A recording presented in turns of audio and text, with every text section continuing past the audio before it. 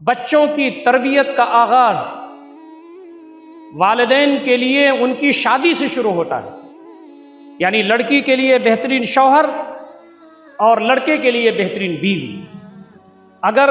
شوہر بڑھیا ہے، باپ بہتر ہے، خوف خدا والا، خشیت الہی والا ہے، تو اپنے بچے کی صحیح تربیت کرے گا۔ ماں اگر دیندار ہے، تقوی والی ہے، اللہ والی ہے، تو اپنے بچوں کی صحیح تربیت کر سکے گی۔ اسی لیے کہا گیا، نبی اکرم صلی اللہ علیہ وسلم کی بہت مشہور حدیث، آپ فرماتے ہیں اذا خطب الیکم من ترضون دینہ وخلقہ فزوجوہ،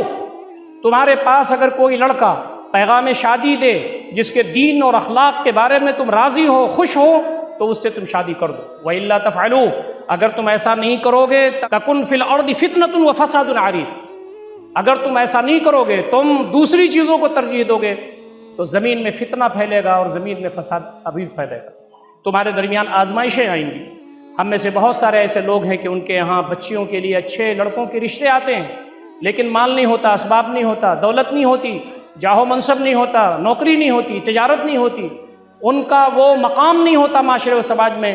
تو ان رشتوں کو ہم ٹھکرا دیتے ہیں۔ نبی اکرم صلی اللہ علیہ وسلم نے فرمایا کہ لڑکا اگر دیندار ہے، خوف خدا والا ہے، خشیت الہی والا ہے، دیندار ہے، اخلاق و کردار والا ہے، تو تم اپنی بچی سے اس کی شادی کر دو۔ ایسا تم اگر نہیں کرو گے تو فتنہ پھیلے گا اور زمین میں فساد عریض پھیل جائے۔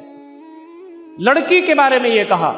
کہ لڑکی تم کیسے منتخب کرو جو تمہارے بچوں کی پرورش کرنے والی ہو۔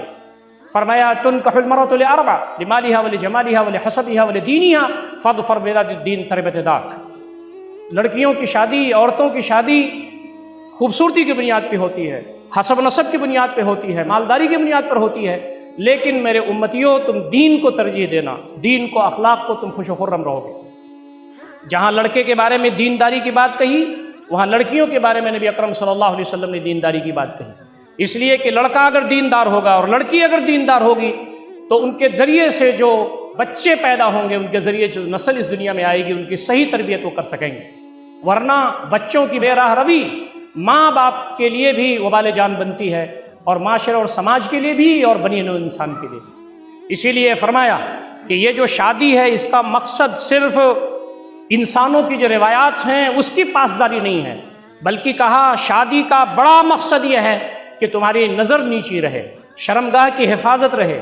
ایک تقدس اور عفت کے ساتھ تم زندگی گزارو۔ آپ نے فرمایا یا معاشر الشباب من استطاع منکم الباءۃ فلیتزوج فإنہ اغض للبصر وأحسن للفرج ومن لم يستطع فعلیہ بالصوم فإن الصوم له وجاء۔ اے نوجوانوں، تم میں جو شادی کی استطاعت رکھتے ہو وہ شادی کر لو، اس لیے کہ نظر کو نیچی کرنے کے لیے اور شرمگاہ کی حفاظت کے لیے اس سے بہتر اور کوئی سامان نہیں ہے۔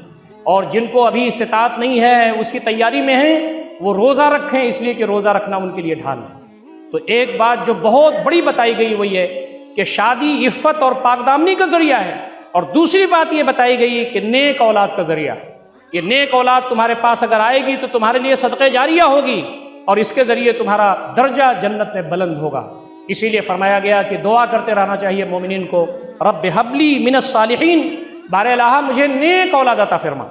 ایسی اولاد عطا فرما جو میرے جانے کے بعد میرے لیے دعائیں کرتی رہے، میرے لیے نیکیوں کی سوغات بھیجتی رہے۔ دوستوں اور ساتھیوں، آج میڈیکل سائنس یہ بتاتی ہے کہ ماں کے پیٹ میں بچہ جب جنین کی شکل میں ہوتا ہے اسی وقت متاثر ہونا شروع ہو جاتا ہے۔ ماں اگر گانا سنتی ہے، ماں اگر فحش چیزیں دیکھتی ہے، ماں اگر نامناسب چیزوں کی عادی ہے تو بچے پر اثر پڑتا ہے اس کا۔ ماں اگر نماز پڑھتی ہے، قرآن مجید پڑھتی ہے، تسبیح پڑھتی ہے، اللہ کا ذکر کرتی ہے، بزرگوں کے واقعات اپنے دلوں میں رکھتی ہے، انبیاء کے واقعات پڑھتی ہے، صلاح امت کے واقعات پڑھتی ہے، صحابیات کے واقعات پڑھتی ہے، تو اس کا جو پڑھنا ہے، سمجھنا ہے، اس کا اثر جنین پہ پڑتا ہے۔ تو ہم یہ سمجھتے ہیں کہ بچوں کی تربیت بس روا روی میں ہو جاتی ہے، نہیں، دین اسلام نے اس کے لیے اصول بتائے ہیں، آداب بتائے ہیں کہ ہم جب اپنے بچے کی تربیت کر چکے ہوں تو اس کی لڑکی بھی تربیت یافتہ ہو۔ ہم جب اپنی بچی کی تربیت کر چکے ہوں اسلامی خطوط پر تو اس کو یہاں وہاں نہ ٹاک دیں، بلکہ اس کے لیے دیندار لڑکا ڈھونڈیں تاکہ ان کی زندگیاں بہتر ہوں اور ان کے ذریعے جو اولاد ہے اس دنیا میں صدقہ جاریہ بنے۔ دوستوں اور ساتھیوں، ہمارا جو گھر ہے، ماں باپ کا جو گھر ہے، بچوں کے لیے پہلی تربیت گاہ۔ جب بچہ پیدا ہوتا ہے، نبی اکرم صلی اللہ علیہ وسلم نے فرمایا اس کے دائیں کان میں اذان کہنی چاہیے، بائیں میں اقامت کہنی چاہیے، پہلا اثر جو اس کے کانوں میں پڑے وہ وحدہ لا شریک کی ذات گرامی کی آواز ہو۔ نبی اکرم صلی اللہ علیہ وسلم کی دوسری حدیث ہے، آپ فرماتے ہیں اگر کانوں میں اذان اور اقامت میں دیر ہوگی تو شیطان اپنا کام کرنا شروع کر دیتا ہے۔ تو بچہ جب پیدا ہو تو ماں باپ اگر موجود ہوں، گھر کے لوگ موجود ہوں، وہی کان میں اذان دے دیں۔ ماں اگر دے سکتی ہو جس کے بچہ پیدا ہوا ہے، وہ کان میں اذان دے دے، وہ کان میں اقامت کر دے۔ مولوی صاحب یا کسی پڑھے لکھے آدمی کو بلانا ضروری نہیں ہے، گھر کا کوئی بھی فرد کان میں اذان اور اقامت کر سکتا ہے۔ بچہ جب بولنے کی عمر کو پہنچے تو اسے کلمہ سکھایا جائے، اللہ رب العزت کی کبریائی، اس کی عظمت و بزرگی سکھائی جائے، بچوں کو اسلامی اخلاق بتایا جائے، بچوں کو ہمارے جو اسلاف ہیں ان کی زندگیاں بتایا جائے، انبیاء کے واقعات، صلح امت کے واقعات، صحابہ اور صحابیات کے واقعات۔ یہ بچوں کی تربیت اگر اس ماحول میں ہوگی تو بچے بہتر ہوں گے اور نکھریں گے اور سنوریں گے۔